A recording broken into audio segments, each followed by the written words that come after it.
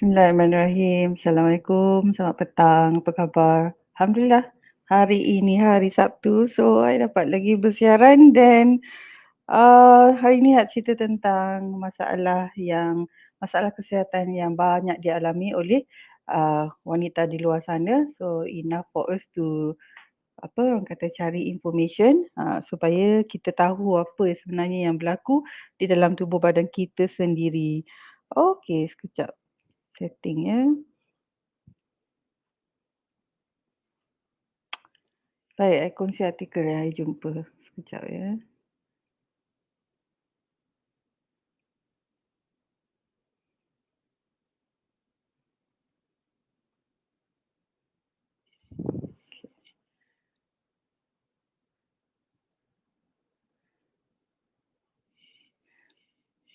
Okey, baik. Seorang perempuan wajib tahu 4 masalah kesihatan wanita ini. So, kita go through this article.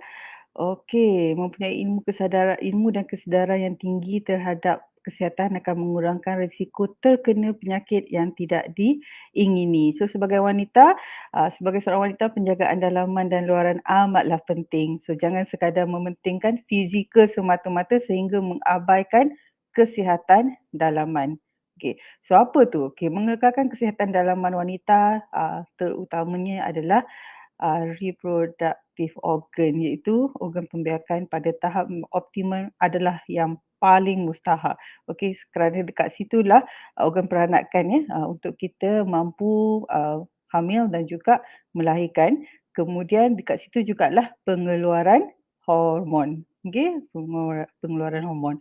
Ini disebabkan golongan wanita cenderung untuk mengalami jangkitan atau komplikasi berkaitan faraj dan organ di sekitarnya. Maka mempunyai ilmu dan kesedaran yang tinggi bukan saja dapat membantu mengamalkan langkah-langkah penjagaan, malah berupaya mengurangkan risiko terkena penyakit yang tidak diingini.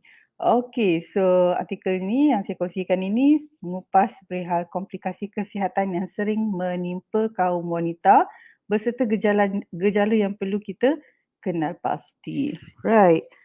So, I terus ya. Okey. So, 4 masalah kesihatan umum wanita yang sering berlaku. Okey, so kita kongsi yang pertama ialah vaginosis bakteria. So, apa itu? Okey, faraj wanita dipenuhi oleh mikroorganisme ataupun flora yang hidup secara harmoni dan ia berfungsi sebagai satu benteng yang mencegah bakteria berbahaya daripada menakluki bahagian intim. Okey, so vaginosis bakteria ini adalah jangkitan pada faraj yang berlaku apabila komposisi atau flora faraj berubah. Okey, so lantas memicu pertumbuhan bakteria berlebihan dan berisiko mengakibatkan bau hanyir pada Miss V. Okey, so apabila dijangkiti oleh vaginosis bakteria ni, berlakunya peningkatan jumlah bakteria berbahaya dan penurunan bakteria baik. So untuk makluman, okey, BV adalah jangkitan faraj yang paling kerap berlaku di kalangan wanita yang telah berkahwin. Apakah gejala jangkitan bakteria pada faraj ini? Okey. So, okey. First, keputihan berwarna putih dan kelabu yang nipis. Okey, berlaku ada keputihan lah. Okey, kedua rasa sakit-sakit atau gatal-gatal. Ketiga, rasa faraj berbau hanyir terutamanya selepas melakukan hubungan seks. Ketiga, rasa seperti burning sensation ataupun sensasi terbakar semasa urine ataupun semasa kencing. Dan kelima ialah kegatalan di bahagian luar faraj. So bila kita ada tanda-tanda ni menunjukkan kemungkinan berlaku jangkitan kuman di sekitar faraj dan juga organ peranakan kita. So ini memang selalu lalu keputihan, lepas tu ada berbau dan sebagainya. So walau bagaimanapun BV tidak disebarkan melalui perkongsian tempat duduk, tandas, kolam, renang, katil dan juga sentuhan. So first and foremost, wanita kena tahu tentang vaginosis bakteria iaitu jangkitan bakteria boleh berlaku di kawasan organ wanita lah, organ intim wanita. Okay, so ni yang first. Kedua ialah jangkitan kulat. Okey. So yeast adalah kulat yang hidup di dalam faraj dalam jumlah kecil dan jangkitan ini sangat biasa berlaku pada kalangan kaum wanita yang masih subur. Okey. So jangkitan kulat, okey, pada kemaluan ini dikenali sebagai candidiasis. Biasa kita dengar kan. Ialah melibatkan pembiakan sejenis kulat yang berlebihan. Okey. Ia turut dipanggil sebagai Candida albicans. Yeast yang paling biasa ada pada manusia. Okey, maksudnya yeast ya, kulat boleh hidup di dalam organ intim kita. Okey. So, walaupun jangkitan ini mungkin menjengkelkan, namun ianya tidak serius dan dengan rawatan yang bersesuaian, peluang untuk sembuh adalah tinggi. So, ini memang perlu dapatkan rawatan. Okey, apa simptom dia terkena jangkitan kulat kepada organ faraj kita? First and foremost ialah keputihan, kelihatan berair, tempat tu selalu berair. Okey, maksudnya ada discharge, alright. Faraj terasa sakit, ada ruam pada faraj, keputihan umpama keju yang tidak berbau. So mungkin dia ada lelehan dan mengeluarkan seperti cecair yang agak kental. Okey, faraj dan vulva yang meradang, kemerahan dan gatal. Okey, rasa burning sensation semasa ingin membuang air kecil dan semasa melakukan hubungan bersama. Okey, so ini simptom jangkitan kulat. Pun begitu, jangkitan kulat biasanya mampu hilang dengan cepat apabila wanita mendapatkan rawatan. Okey, so banyak pilihan rawatan, maksudnya boleh beli, ada ubat yang kita boleh beli di kaunter selepas kita berjumpa dengan ahli farmasi dan sebagainya, dan boleh mengubati dalam tempoh sehingga 7 hari. Maksudnya kalau dia melarat lagi, perlulah pergi berjumpa dengan doktor. Okey. Right. Yang ketiga ialah penyakit radang pelvis. Penyakit radang pelvis, pelvic inflammation disease, adalah jangkitan pada satu atau lebih organ pembiakan. So organ pembiakan apa? Termasuk rahim, tube fallopian dan ovary. Okey, so ini adalah apa orang kata reproductive organ of a woman. Okey. So PID yang tidak dirawat, boleh tersebar melalui organ pembiakan dan membawa kepada masalah berikut. Pertama, kehamilan ektopik. So, I dah pernah sentuh tentang kehamilan ektopik. Kedua, parut di ovary, tube fallopian dan rahim. Okey. Kemudian, tubo ovarian abscess. So, manakala simptom PID boleh muncul berdasarkan daripada tahap yang sangat ringan kepada sangat teruk ataupun tidak bergejala. So, jom kita kenali simptom dia. Okey. Yang pertama ialah sakit di bahagian bawah abdomen. Kemudian sakit semasa melakukan hubungan bersama, menggigil atau demam, mual, muntah atau cerit-berit. Okey, hilang selera makan, sakit belakang, mungkin mengalami kesukaran nak berjalan. Kadang-kadang kita sakit tu sampai kadang kita bungkuk-bungkuk macam tu kan. So kesakitan atau lebih kerap membuang air kecil, sakit di bahagian abdomen atas di sebelah kanan dan keputihan berbau busuk dan atau warna cecair faraj yang tidak normal. Okey, apabila berlaku lelehan ataupun discharge, biasanya dia ialah macam cecair yang jernih tu. Okey, tetapi bila dia dah bertukar warna, kemudian juga dia berbau. So itu adalah indikasi something is wrong somewhere lah. So inilah dia simptom dia. So yang keempat ialah fibroid. Fibroid ni sangat common, right? So fibroid atau istilahnya leiomyoma merupakan ketumbuhan sama ada dalam bentuk tunggal atau berganda pada dinding otot rahim. Okey, ketumbuhan bukan kanser, terdiri daripada sel-sel otot dan tisu bersambung berserat. Right? Antara 70 to 80% wanita menghidap ketumbuhan fibroid pada masa mereka mencecah usia 50 tahun. Dia adalah ketumbuhan ya. Okey. Dan ada juga wanita yang cenderung untuk mengalami lebih daripada satu jenis fibroid. Okey, so apa dia punya simptom dia? Okey, pertama sembelit. Kedua, pendarahan head yang berat dan menyakitkan. Ketiga, rasa sakit di bahagian perut. sakit di bahagian bawah belakang badan, kerap membuang air kecil dan kesakitan atau ketidakselesaan semasa bersama. Okey. Kalau diikutkan, fibroid tak perlu dirawat jika tidak menimbulkan sebarang simptom. Lama kelamaan ia mampu mengecut dan menghilang dengan sendiri tanpa bantuan rawatan, terutamanya selepas menopause. Okey, sekiranya wanita mempunyai simptom yang disebabkan oleh fibroid, ubat untuk melegakan gejala biasanya akan disarankan dulu. Okey, jika ubat tu tak berkesan, barulah digunakan pembedahan, kaedah pembedahan ataupun prosedur yang kurang invasif. Alright. So, langkah-langkah dan rawatan pencegahan. Okay, ada 2 jenis pemeriksaan jika wanita ini dapat mengesan antara 4 penyakit tadi. Pertama ialah pemeriksaan pelvis dan faraj. Okay, so ada ujian dia lah.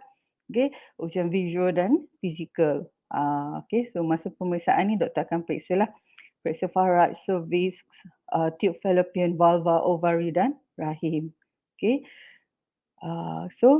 pemeriksaan ini mungkin perlu dilakukan dalam beberapa senario klinikal yang berbeza, termasuk sakit bahagian pelvis yang tidak dapat dijelaskan, pendarahan faraj yang tidak teratur, keputihan yang tidak normal, sejarah keluarga yang mengidap kanser, punyai kebimbangan mengenai kanser ovari, sista, penyakit kelamin dan juga masalah ginekologi yang lain.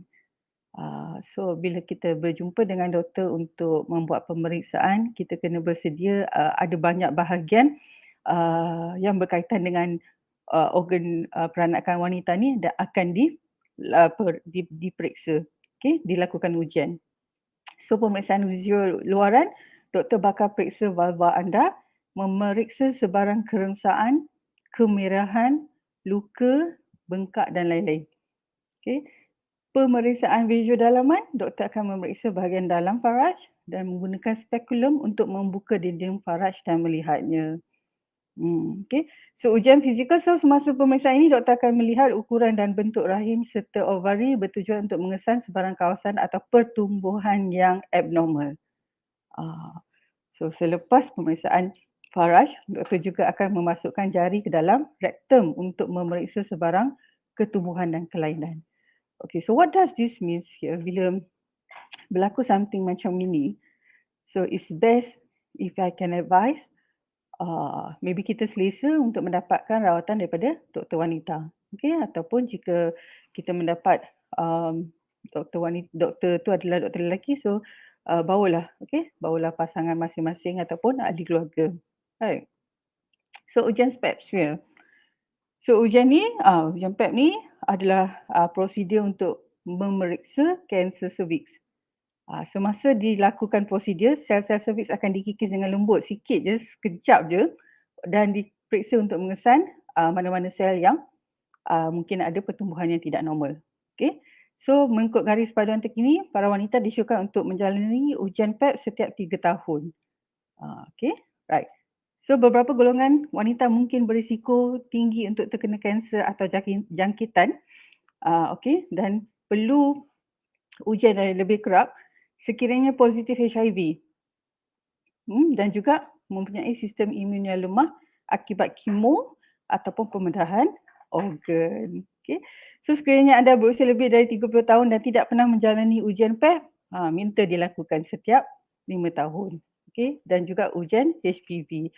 Alright, so so bila anda perlu temui doktor bagi jangkitan bakteria, kulat, dan sebagainya, sekiranya rawatan di kaunter maksudnya you beli ubat sahaja kan, tidak membantu, so perlu minta untuk buat temu janji dengan doktor dengan kadar segera.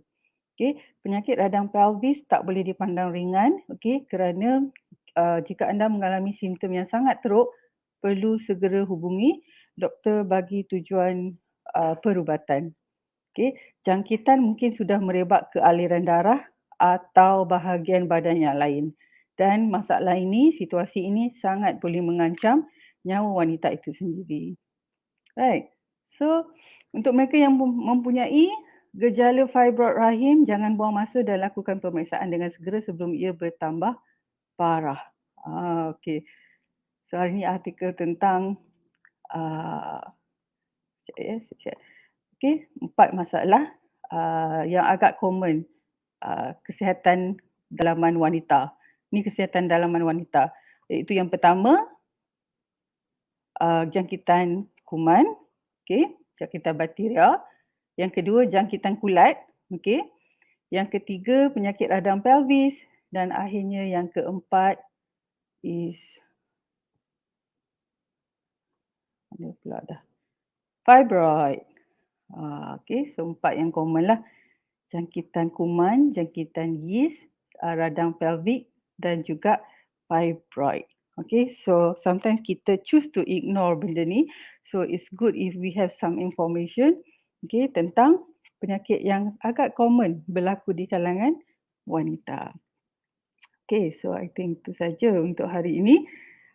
Before I go, let me share you some of the things. Okay, so kadar wanita hamil, especially kadar wanita hamil yang mendapatkan vaksin masih rendah.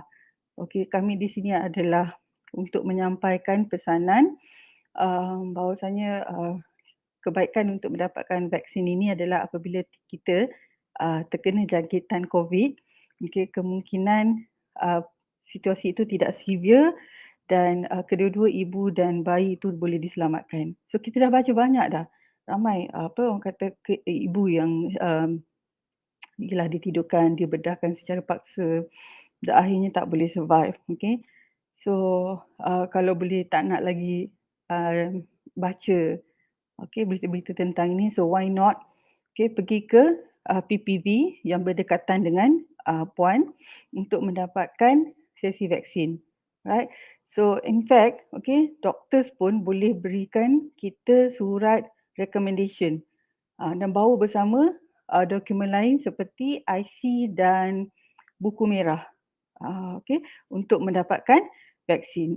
So try to pergi ke PPV, memang boleh walk in kalau kita masih tak dapat lagi lah appointment dekat My Apps tu, My Sejahtera Apps tu, pergi ke PPV, bawa dokumen dan bawa teman, sampai kat sana terus minta wheelchair untuk petugas bantu. Okay, so ada special lane untuk orang kata ibu hamil. Right, so lakukan yang itu. Okey, yang kedua saya nak pesan tentang so kat Pandan Plus kita lancarkan satu program baru kepada mamis selepas berpantang sempurnalah. Okey. So this we call this a post birth fitness program. Okey, program ini adalah program atas talian dan program ini dilakukan sebagai sesi one to one dengan fitness coach. So program ini kita nak design untuk wanita, dia nak orang kata attack mana-mana bahagian yang menggelebih semasa hamil hari itu. So sekarang dah selamat melahirkan, jadi boleh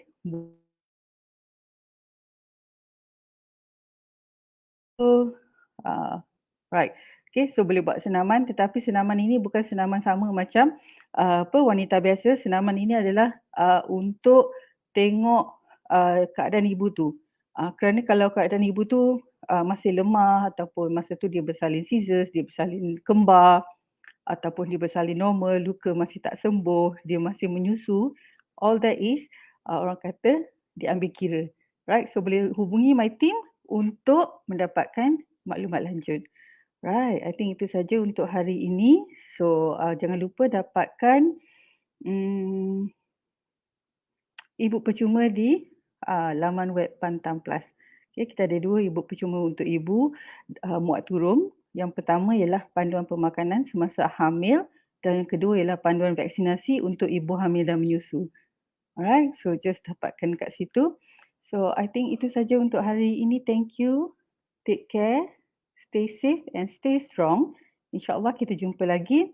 Assalamualaikum warahmatullahi wabarakatuh.